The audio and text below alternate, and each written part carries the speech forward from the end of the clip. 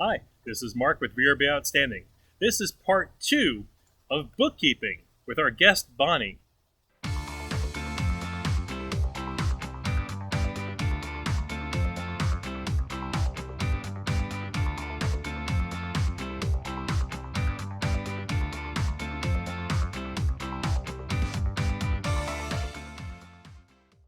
So welcome back this week.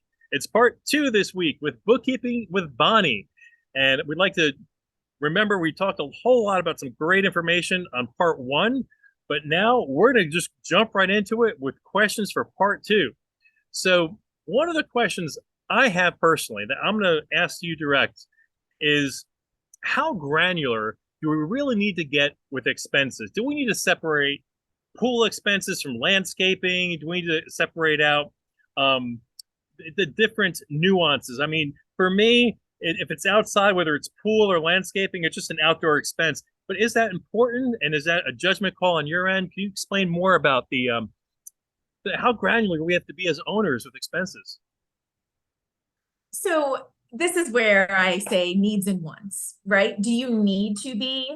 No. Do you want to be? Possibly. From a tax standpoint, you have your Schedule E or your Schedule C or whichever tax form you're filing, right? And there are standard categories that on your tax return, you need to be reporting. And I will say the Schedule E has a little bit of a different category option than the Schedule C with cleaning and maintenance and repairs. So they're reported a little bit differently. So from our standpoint, we look at number one, how is the business structured? What tax form will they be filing? And then we build the data file from there based on these are the categories that they absolutely need for tax reporting purposes. Then what does the client want to see? I have some clients that absolutely want to see the difference between cleaning and maintenance repairs so that they know, what those are costing them. Some of them are charging a cleaning fee as well. So they want to be able to see, is the fee that we're charging for cleaning enough to offset what we're paying out for our cleaners? Sure. Again, another example is supplies, decor, and small furniture. I have some clients that are totally fine with all of those being in one category. I have other clients that say, I would really like to see what I'm spending on the small furniture that is not being capitalized, what I'm spending on the decor, and what I'm spending on my consumable supplies. So need, no. Want, possibly. It's basically customized to what each individual business owner wants to see, and we can make it happen. Now, to piggyback on that question, a lot of people don't know what a fixed asset is and the difference with the depreciating it. For instance, maybe they put a new roof on, maybe they purchase new furniture, something that is going to be in operation longer than a year. So how can they account for that? And what do they need to know about how that depreciates and so forth? That, again, they're not accountants. Sometimes people just don't want to know. It's magic, right? The internet is magic. Just go on it. They don't care how it works, right? But they do need to know a little bit about what it is and the importance of it. So can you shed some light on that for us? Yes, absolutely. So fixed assets are typically, like you mentioned, something that will be used for 1 year or more. And typically you would look at the threshold that was spent. The IRS has a general guidance of $2,500 or more. Now, we're not going to get too granular here, but some people opt for a lower threshold. Again, that's something to speak with your tax professional about. But in general terms, right, there are different asset lives for different types of assets. So furniture versus an HVAC system versus a roof versus a pool, they all have different asset lives, and those asset lives are what dictate the depreciation of that asset over its useful life. So that's, kind of it in a nutshell, at a very basic level. Now, those operating in the short-term rental industry oftentimes will try to do what is called a segregation study And not going to get into too many details there, but basically that looks at all of the possible assets in that particular property, and it breaks it down into its different useful lives. And then it takes that information in accordance with the IRS tax code, and you can depreciate things a little bit differently when you have that study done. And what that means is depreciation is an expense. So let's say you pay $20,000 for a new roof that is going to be depreciated over time. A small portion of that $20,000 every year comes off of your taxable income as an expense. So you don't get to right off the bat, write off the $20,000 as an expense. If someone made 50,000 this year and a new roof cost them 50, they didn't make zero, is what you're trying to tell them. Yes, exactly. So, a roof, you're not going to be able to just write it off right away. You have to do that over the span of its life. And there's different rules on if you have a short-term rental for how long the property needs to be depreciated. Again, that's something to talk about with your tax professional. But in a nutshell, that is the difference when you're talking about a fixed asset that gets capitalized versus a new bed, right? A new bed might be $1,000. Or new stemware or new dishes. Right. That you can expense right away. And basically, you don't have to worry about that depreciation over the period of the life because the value that you paid for that is lower as well. So, a lot of our clients do improvements during the off season. So they might like renovate a bathroom. That's a renovation project that needs to be tracked. So that is where it gets a little bit more granular from the fixed asset standpoint, because they might go and make 5 individual purchases for $500 at Lowe's or Home Depot, but that is for renovating that bathroom. So that is a project that all of those costs feed into. So that's where it's really important to communicate when you have projects going on, if you're using an outsourced bookkeeping provider, so that they know, what you're doing to your property and things like that. And that's all important, because the cost segregation study, for those of you who've taken advantage of it, I know I have, it is great. We talked with Ron Kelm a couple weeks ago, our CPA we had on, and he does them for his clients. It's definitely a very good way to cut down on some of your taxes. And speaking of taxes, it's January, Bonnie. There's W-9s, there's 1099s. Oh my God, what do we have to do? Is this something you help people out with? And what do they need to be concerned about?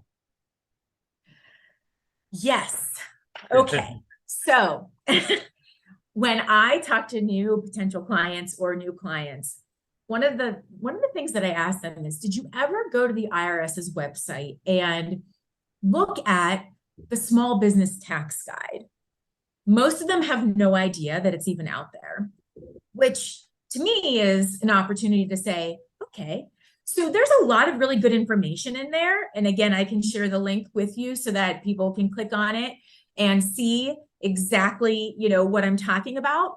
But buried in there is this little, probably unknown thing called a W-9 form. And a W-9 form, technically, you should receive before you pay anyone through your business. And the W-9 form, the reason why it's so important is it provides the information that you need as a business owner that is paying someone for a service or for rent or for property management or whatever you are paying that company or individual for. It gives you the information that you need to comply with your 1099 reporting requirements. That again is probably one of the more common things that new business owners have no idea what we're even talking about. So the W-9 form is available on the IRS website. The updated version is there. You can print it, or you can, send the link directly to people that you're paying, but you should absolutely have this on file for your protection. If you ever, need it, should you be audited, you will need to be able to provide these to prove that, this is who you paid. Because if you don't have it, the IRS has some pretty nasty rules on withholding requirements before you pay somebody. Or if you pay them and then ask them for the W-9 and they refuse to give it, then you definitely have to start doing those withholding requirements. And it is a royal pain in the butt. And oftentimes what I tell clients is they're refusing to provide this W-9. What do I do? And I say, my recommendation is that you stop using them and don't even put yourself in a situation where now you have to start the withholding, because it is a pain in the butt. So you get that W-9, you hold on to it until this time of year when you need to file your 1099 forms. So there are 3 different 1099 forms. There's a 1099-K, which is generated by merchant processors, Airbnb. That is not one that you will produce. But the other 2 are a 1099 NEC form, which is for non-employee compensation, or a 1099 miscellaneous. The 1099 NEC is only a few years old, and that is strictly for reporting non-employee compensation. So think about your cleaners, your handymen, your Pool tech or landscape. pool tech, yeah. Anybody that's providing a service to you that is not your employee, which in this industry is 99% of the case, right? You know, if you have someone coming in doing contract work on your property, you know, doing a renovation, things like that. So you need that W-9 form to know if you are obligated to provide the 1099 NEC form or a 1099 miscellaneous form. So that's really the important piece. And the deadlines for issuing these to the recipient is the end of January every year. And then there are slight differences in the filing deadlines for if you're doing paper filing or e-filing for the NEC versus the miscellaneous. So I would encourage you to go out to the IRS's website and look up those different deadlines, but you have to have them to the recipients by the end of January every year. One of the reasons why they need to hire you. So Bonnie, I've got one last question here. And I'm a bit of a computer nerd. Ever since I was 14, I've been into computers. People, are you serious? Yes, I wrote my first software at age 14 and sold it for 150 bucks. I love looking at numbers and comparing year over year, because some people are saying there's a downward trend. They're not getting the same bookings and inquiries. But that's where the bookkeeping comes really so vital. And I just want you to shed some more light on that, because I do think people are missing out on how they keep a better mind on their business, not only with decisions, but also to see where they're going and where things are trending. And again, since we primarily focus on the financial accounting and the managerial accounting, this is really, you know, part of what we are telling clients is you can use bookkeeping for so much more than just your taxes, right? So year over year is a financial analysis that you would do, and you would be pulling reports to compare data from one year to the next. So consistency is key here, because you want to be comparing apples to apples. So you want to make sure that from one year to the next, you are doing your bookkeeping in the same consistent manner, so that when you are looking at what was the trend, right? From last year to this year, or this month last year to this month this year, or that season last year to the season this year, if you have a seasonal short-term rental. So I will say consistency is absolutely key. You don't want to be putting things into supplies that you would then be putting into cleaning the next year, that kind of thing. So make sure that you are being consistent with how you're handling your bookkeeping. And the other thing is, when you are looking and feel like your bookings might be down, or you're not bringing in as much revenue as you did in years past, this will be very helpful for you to see, is that really the case or not? Because you can think that your bookings are down, But when you look at actually what your income is from one year to the next, your gross revenue, right? You might realize, wow, I might have some less number of bookings, but I'm actually bringing in more gross revenue for whatever reason, right? If your rates went up or whatever it is that's contributing to that. And a lot of people in the short-term rental industry say they would rather have less bookings, but higher revenue, right? Because it's less wear and tear on your property. Oh, absolutely. Yeah, you don't want to necessarily be booked 30 days a month or 31 days every month, you But know? there are people that disagree with that. And okay, we'll agree to disagree. But if I'm making the same amount of money with less bookings, right. And it's less work overall, right? So yeah, that's a whole nother topic of conversation. But the different types of reports that you could pull to compare from one prior period to a more recent comparable period would be looking at your sales revenue, how it compares from then to now, your cost of goods sold, what is your overhead, your general and administrative costs, which every business has them. And I feel like a lot of business owners don't have any clue what the overhead is. and what's important with that, because you brought up a topic, people are afraid to raise the price because they're going to get less bookings, but they have to first analyze their business to make sure they're profitable enough. Is this really, the price you should be going in with? Because if you're not making a certain amount of money or any money because of your overhead, then you have to reanalyze your rates and your business plan because it may not work out for you. Absolutely. And, I again, we'll go back to, I feel like a lot of newer business owners are making decisions based on the money that's sitting in their bank account, and they aren't actually making decisions based on their true data for their business. And that is very crucial for running a business. The difference between doing a hobby, a side gig, and a business, right, is a very, very blurred line. But I feel like a lot of the times, I can tell you what the difference is. One uses analytics, and the other one uses that magic 8 ball you shake up, and it gives you the answer.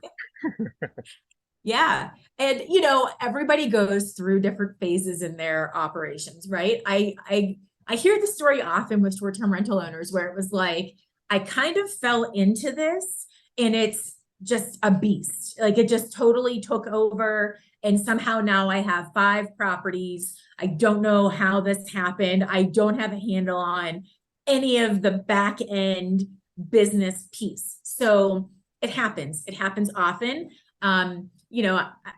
It's probably one of, just an addiction, I guess you could say. Like once you get into it, then it's like, okay, like I'm going to do more and more and more. Well, again, it's something where people, I think, look at it initially as a side hustle, but then slowly becomes a business. And what we've mentioned in other videos prior, Bonnie, that before you were on, is that this is a business. You need to treat it like a business. It's not a side hustle. The money we're talking about is not a paper route. We're talking people who are bringing in $50,000, $100,000, $200,000, $500,000 a year in revenue, and that's per property. So, and believe me, my one rental, it does a substantial amount, but even my first one, it was a large house. It was an older house, but it brought in money, and it's not to be looked at. Even, someone with a 3-bedroom, 2-bath brings in 40, 50,000 a year. That's nothing to sneeze at. That is a business, and you need to make sure you treat it like one. So Bonnie, thank you so much for coming and sharing some insight, answering questions that I am not qualified to answer. So remember, hit the like and subscribe button below, and we'll see you again next week. Thanks, Mark.